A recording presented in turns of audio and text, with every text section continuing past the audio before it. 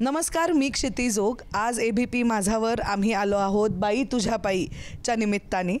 झी5 मराठी झी5वर आमचा हा शो येणार आहे 31 ऑक्टोबरपासून. सो त्यानिमित्ताने साजिरी जोशी, निपुण धर्माधिकारी आमचे दिग्दर्शक, आणि मी स्वतः या निमित्ताने तुमच्याशी थोड्या गप्पा मारायला इथे आलेलो आहोत. तुला निपुण खरं सांग की आमच्या सगळ्यांमध्ये आमच्याबरोबर काम करताना एक गोष्ट जी तुला असं वाटतं की आम्ही अजून शहाण्यासारखी करायला हवी होती, जी आम्ही नाही केली बाई तुझ्या पाईच्या वेळेला. बापरे, नाही असं काही नाही आहे. आणि हे खरं सांगतोय मी, म्हणजे उगाच सांगायला म्हणून आणि आता प्रमोशन वगैरे होते त्यामुळे नाही. अच्छा, मला असं वाटतं हा प्रश्न यासाठीच विचारला की तुम्हाला ऐकायचं होतं. नाही, अच्छा, शहाण्यासारखं नाही. तुम्ही सगळेच तुम्हालाच माहिती आहे आपण कुठल्या कुठल्या दिव्यातनं हे आपण शूट केलं आहे, तर नाही असं काही मला वाटत नाही. पावसाच्याच दिव्यातनं पण, आणि वेळेच्या पण, वेळ पण कमी होता, त्यात पाऊस होता, हे सगळंच. पण सगळ्यांनीच मला वाटतं चांगल्या पद्धतीने कोऑपरेट केलं आणि ही सिरीज जन्माला आली आहे बाई तुझ्या पाई. असं वाटतं का तुला निपुण की हे आपण म्हणजे ही सिरीज इन जनरल खरंच हा प्रश्न आहे की हे आजच्या काळात, म्हणजे आता आपण करतो ह्यापेक्षा थोडी आधीच तुझ्याकडे यायला हवी होती, म्हणजे का तुला असं वाटतं की ही वेळ बरोबर आहे आपण ही जी सिरीज करतोय त्यासाठी? अच्छा, नाही, थोडं आधी चाललं असतं. म्हणजे हा खरं काय मला असं वाटतं की कधी म्हणजे हा प्रश्न असा आहे की मला असं वाटतं आहे की याच्या पुढे ही अशा प्रकारची सिरीज करायला लागू नये. तर हे जितकं आधी झालं असतं हे चांगलं झालं असतं. त्याच्यामुळे काही ना काहीतरी कॉन्व्हर्सेशन सुरू झालं असतं. आणि माझी अशी मनापासून इच्छा आहे की या सिरीजमुळे हे व्हावं की लोकांनी एकमेकांशी बोलावं, आणि हे जितकं लवकर होईल तितकं चांगलं. तर मी साजिरी जोशी आणि मी बाई तुझ्या पाईमध्ये अहिल्या हे पात्र साकारलं आहे. आणि ते पात्र साकारताना फार कमाल वाटलं मला, कारण प्रत्येक अशा मुलीचं आयुष्य मी थोडे दिवस जगू शकले जिनी एक स्वप्न पाहिलं, पण तिच्या आजूबाजूला ते स्वप्न कसं तिने साकारू नये ह्यासाठी लोक प्रयत्न करत आहेत, आणि ती त्यांच्या विरुद्ध असं नाही पण त्यांना प्रश्न विचारू पाहते. आणि ह्या दोघांबरोबर काम करताना पण मजाच आली. आणि क्षितिताईबरोबर म्हणजे पहिल्या दिवशी असं थोडंसं प्रेशर आलं होतं की ती खूप सिनियर आहे किंवा असं काय, म्हणजे नाही वय नाही काढत आहे मी, कारकिर्दीने खूप सिनियर आहेच म्हणजे काय. तर पण इतकं छान बॉन्डिंग झालं पहिल्याच दिवशी आमच्या दोघींचं की ते मग शेवटच्या दिवशीपर्यंत आणि आत्तापर्यंत, आणि ते राहील असंच. आणि ते मला वाटतं की सीन्समध्ये पण ते उतरलं आहे, आमचा बॉन्ड सीनमध्ये उतरलंय. काय तुझं काय? हो, नाही, मला तो बॉन्ड सीनमध्ये उतरलाय हे मी ज्या जोरात तिला ते भांडं फेकून मारलंय ट्रेलरमध्ये त्याच्यातच ते दिसतंय की किती बॉन्ड आमचा पहिला दिवस आहे शूटचा. पहिल्या दिवशीच मी ते भांडं आणि तसं खरं तर नव्हतं, लिहिलेलं नव्हतं.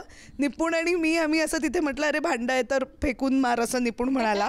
आणि तिथेच मला वाटतं त्यांनी ते सेट केलं की ह्या दोघींचं नातं शोमध्ये कसं असणार आहे. हो ना निपुण? अगदी. ते फक्त भांड्याला पोचे पडतायत का नाही एवढंच बघत होतो, बाकी ठीक आहे. सगळे जे कलाकार जे मिळाले मला या वेबसिरीजमध्ये ते खूपच चांगले होते. आमच्या कास्टिंग डिरेक्टरने, युगंधरने खूपच चांगलं काम केलं आहे त्या बाबतीत. आणि त्यामुळे सगळे कलाकार जे यायचे ते त्यांचा बेस जो होता तो पक्का होता. म्हणजे त्यांना डायलॉग्स माहिती होते, त्यांना कुठल्या म्हणजे सीनचं जे इमोशन आहे ते माहिती असायचं. त्यामुळे हे जो बेस पक्का असल्यामुळे त्याच्यावरती काम करायला जी मजा यायची ती फारच वेगळी होती. आणि त्यामुळे प्रत्येक सीनमध्ये वेगवेगळ्या कलाकारांबरोबर, ह्याच्यामध्ये भरपूर अभिनेते अभिनेत्री, तिथे 2च जरी असल्या तरी, आणि प्रत्येकाबरोबर काम करायला त्यांच्या एका वेगळ्या प्रत्येकाच्या विचारसरणीबरोबर ते काय विचार करतायत आत्ता, आणि कॅरेक्टर म्हणून त्यांचं आत्ता ते कुठल्या पद्धतीने हे वाक्य घेणार, या सगळ्यावरती काम करायला खूप मजा आली. निपुण सरांना मला विचारायला आवडेल की सगळ्यात अवघड सीन किंवा अवघड सीन आपण रिव्हील करू शकत नाही आहोत, पण तरी जर एखादा किंवा एखादी अवघड संवाद किंवा ह्याच्यावर झालेलं डिस्कशन आधी प्रीमध्ये जर काही असेल एखादं तर? अवघड सीन्स बऱ्यापैकी आहेतच यामध्ये. आणि माझ्यासाठी पहिल्यांदा अशा पद्धतीने सीन्स हँडल करणं पण होतं. पण एक मला आठवतो आहे तो म्हणून त्याविषयी बोलतो आहे, बाकी तोच सगळ्यात अवघड आहे असं नाही. पण एक सीन आहे ज्यामध्ये सगळे गाव अख्खं जमा झालं आहे, गावातले पुरुष जमा झालेत आणि ते एका गावातल्या त्यांच्या एका माणसासाठी, गावकऱ्यासाठी पैसे गोळा करतात कारण का त्याच्या मुलीचं लग्न व्हावं ह्यासाठी.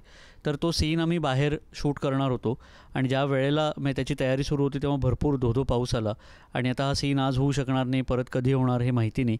असं सगळं असताना मला वाटते की 2-3 जण एकत्र आली. त्यामध्ये प्रामुख्याने आमचा लेखक निखिल खैरे, आमचा प्रोडक्शन डिझायनर मयूर पवार आणि आमचा DOP DJ धनंजय नवग्रह, या तिघांनी तिथेच एक जागा होती ती त्यांनी ते म्हणले की नाही इथे होऊ शकेल आणि त्यांनी मला कन्व्हिन्स केलं की हे कसं ही जागा आपल्याला वापरता येईल आणि काय त्या जागेचं महत्त्व आहे वगैरे वगैरे. आणि त्यांनी ती सेटअप पण केली जागा, जे खूप अवघड आहे. म्हणजे एक अर्ध्या पाऊण तासात एका जागेचा कायापालट करणं आणि त्या जागेला एक कॅरेक्टर देणं हे त्यांनी जवळजवळ अर्ध्या पाऊण तासात केलं. आणि तो सीन आता बघितल्यावर कुणालाही वाटणार नाही की इतक्या म्हणजे ह्या परिस्थितीमध्ये हा सीन शूट केला.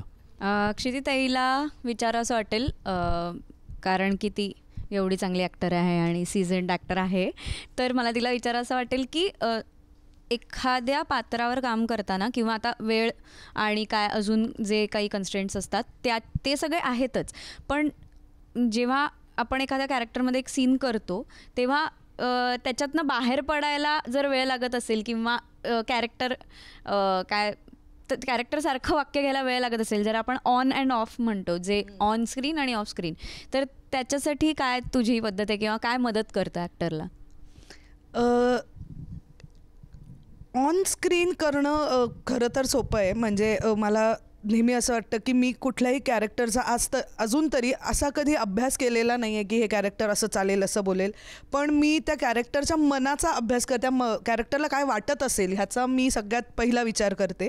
त्या हिशोबाने ते करता येतं. पण ऑन अँड ऑफचा जो प्रश्न आहे हे खरं तर खूप कठीण आहे. पण मी माझ्या डोक्यात हे कुठेतरी फिक्स केलेलं आहे की एखाद्या ह्याच्यावर मला रडू आलं म्हणून मी खूप वेळ रडत बसले तर माझ्या पुढच्या सीन मी अभिनय करायचा आहे. मला जे वाटतंय ते समोरच्याला खरं वाटेल हे करायचं आहे, ना की ते फिलिंग खरंच आपल्यात आलं पाहिजे. म्हणजे खरंच मला जर असं म्हणजे माझ्या मुलीला कोणीतरी जर खरंच असं वागवत असेल आणि मी त्या कॅरेक्टरशी रिलेट करायच्या नादात ते करत राहिले तर मी जीव घेईन समोरच्याचा. तर तसं करता येणार नाही आपल्याला. किंवा मी रडत राहिले तर मग मला इतकं रडू येतं की डोकं दुखतं आपलं, तर आपण ते करू शकत नाही. पण मला असं वाटतं की ते प्रॅक्टिसचा भाग आहे. कुठेतरी थोडंसं अलूफ होऊन त्याच्याकडे लगेच बघणं, त्या कॅरेक्टरकडे, हे कठीण आहे. पण आणि ते केलं पाहिजे प्रत्येक नटाने. आपण वाहवत जाता कामा नये. म्हणजे माझा तरी ह्याच्यावर विश्वास आहे की आपण काम करत असतो आणि त्यात बऱ्याच गोष्टी असतात. म्हणजे मला आत्ता रडत खाली बसावं असं वाटतंय, पण दिग्दर्शकाने कॅमेरा असा लावला आहे तर खाली बसून उपयोग नाही. तर त्या गोष्टीचं अवेअरनेस असेल मनात तर ते ऑन अँड ऑफ सोपं जातं. बाई तुझ्या पायी ही आमची नवीन वेबसिरीज 31 ऑक्टोबरपासून मराठी झी5वर स्ट्रीम होणार आहे. आणि ही वेबसिरीज अहिल्या किंवा तिच्या आईबद्दल किंवा त्या गावाबद्दल असली तरी ती खरं तर त्या सगळ्यांबद्दल आहे ज्यांनी एक स्वप्न पाहिलं, म्हणजे स्त्री पुरुष सगळेच, आणि ज्यांना समाजाला का हा प्रश्न विचारावासा वाटला किंवा घरी का हा प्रश्न विचारावासा वाटला. आणि ह्या सगळ्यांसाठी ही सिरीज त्या सगळ्यांसाठी आहे ज्यांनी स्वप्न पाहिलं आणि साकार केलं किंवा साकार करू शकले नाहीत. त्यांना आम्ही कुठेतरी ह्या सिरीजच्या मार्फत बळ द्यायचा प्रयत्न करतोय. तर तुम्हाला ते नक्की अनुभवता येईल. तर प्लीज बाई तुझ्या पायी मराठी झी5वर नक्की बघा. ABP माझा, उघडा डोळे बघा नीट.